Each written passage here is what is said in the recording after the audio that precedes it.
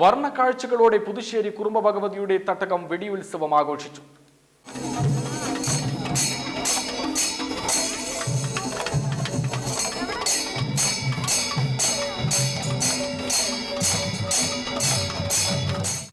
വേല ദിവസമായ ഇന്നലെ പുലർച്ചെ മൂലസ്ഥാനമായ ഉള്ളാട്ടുകാവിൽ കേളിപറ്റി നടന്നു. തുടർന്ന് ശോധനവേല ആരംഭിച്ചു. വൈകിട്ട് ഉള്ളാട്ടുകാവിൽ നിന്ന് ആനകൾ അണിനിരുന്ന എഴുന്നള്ളത്തുണ്ടായി. പഞ്ചവാദ്യം, പറവാദ്യം, മാലവിളക്ക്, വർണ്ണപൂതം, തട്ടിന്മേൽക്കൂത്ത് എന്നിവ കൊഴുപ്പേകി.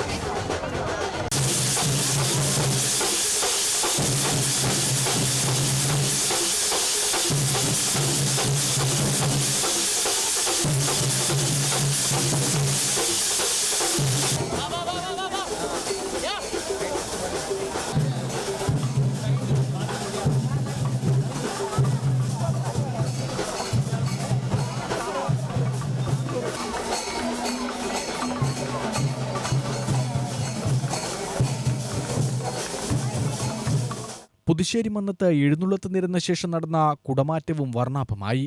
അർദ്ധരാത്രിയോടെ പരുക്കഞ്ചേരി കൊട്ടേക്കാട് ഭഗവതിമാരുടെ എഴുന്നള്ളത്ത് നടന്നു.